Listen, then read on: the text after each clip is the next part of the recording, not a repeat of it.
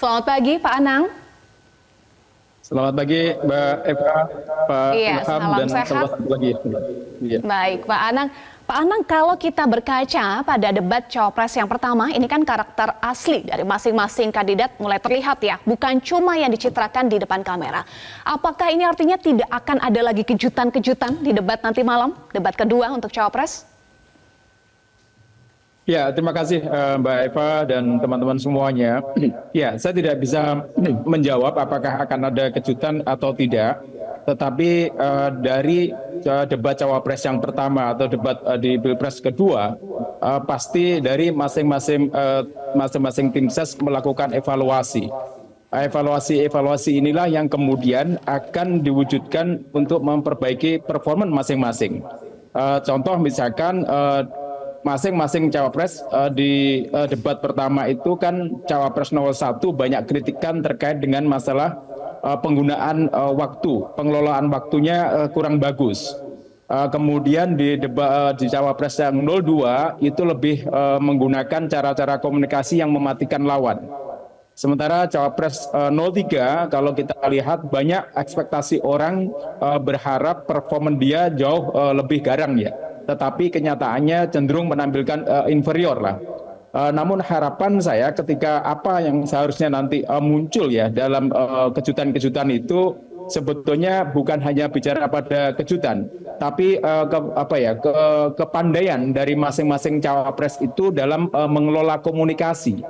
Bagaimana debat itu betul-betul diarahkan untuk menampilkan gagasan yang masuk akal, bagaimana kemudian dengan waktu yang sangat terbatas itu memiliki sebuah substansi yang betul-betul secara prinsip digunakan untuk meyakinkan audiens.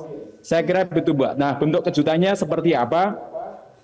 Satu hal yang mungkin ingin saya sampaikan adalah ketika Cawapres 02 pada saat debat itu kan memunculkan aura positif. Tetapi kenyataannya setelah debat itu justru netizen memiliki penilaian lain yang itu cenderung menunjukkan sentimen negatif. Nah, dari kejutan apa yang terjadi nanti memungkinkan ya Cawapres 02 ingin membuktikan bahwa penilaian netizen itu adalah tidak benar.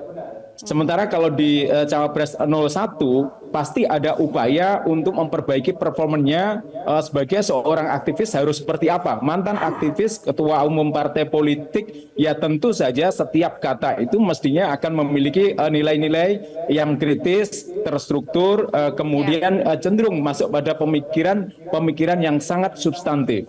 Begitu Mbak Eva. Jadi publik menunggu gagasan yang masuk akal dengan durasi yang terbatas itu ya Pak Anang.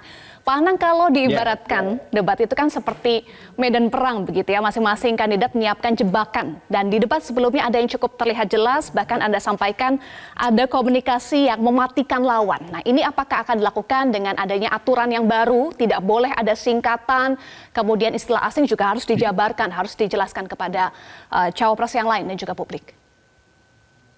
Ya, jebakan-jebakan itu kan sebetulnya bukan murni ide gagasan dari cawapres. Saya yakini itu adalah dari tim ses. Dan jebakan itu tidak akan membangun sebuah perdebatan yang berkualitas. Jebakan yang ada justru kemudian mematikan potensi yang asli pada masing-masing cawapres.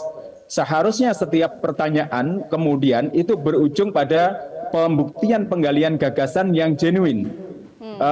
Tampilan-tampilan yang genuine. Sementara kalau hanya dengan menggunakan jebakan, kembali lagi bahwa siapapun yang menggunakan jebakan itu akan mencerminkan bahwa pribadi seseorang itu ada sebuah istilahnya kalau saya katakan semacam cheating ya.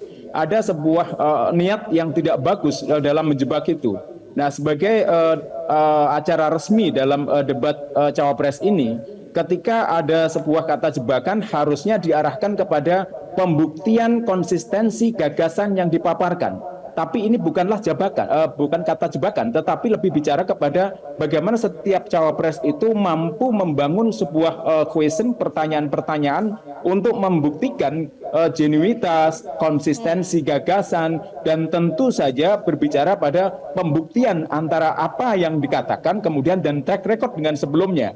Dan kalimat-kalimat ini harusnya disusun dengan bahasa-bahasa yang populer. Karena ingat bahwa debat cawapres ini disaksikan oleh publik. Jadi jangan digunakan debat ini hanya sekedar untuk mematikan pihak lawan, untuk membunuh pihak lawan. Tetapi harusnya setiap cawapres berkomitmen publik itu menikmati debat, kemudian mendapatkan literasi informasi yang cukup terkait dengan masalah siapa pemimpin yang layak untuk dipilih ke depan. Sekali lagi, kalau kemudian setiap cawapres ingin membuktikan keunggulan dirinya dengan membunuh pihak yang lainnya, ini yang akan memunculkan suasana di dalam ruang publik itu bukan lagi kondusif untuk sebuah literasi politik publik, literasi publik masyarakat. Tetapi yang terjadi adalah membangun karakter-karakter kepada masyarakat yang lebih luas untuk kemudian membunuh yang lainnya. Kata membunuh di sini tentu saja kita berpikiran bukan membunuh secara fisik, tetapi adalah mematikan potensi-potensi lawan. Kalau ini terjadi dalam ruang publik, apa yang terjadi? Masyarakat yang ada di bawah akan kemudian bisa berperilaku lebih dari itu. Memicu konflik horizontal, kemudian memaki-maki lawan, dan kata-kata yang tidak sopan itu akan mewarnai ruang publik itu. Saya harapkan tidak ada kata lagi jebakan, kecuali pertanyaan yang disusun, yang dinarasikan dalam rangka menggali konsistensi pemikiran lawan. Baik, gitu, dari saat Pak Anang menjelaskan, ini Mas Ilham dan Mas Dadan ngangguk-ngangguk sepertinya tadi sambil bilang betul.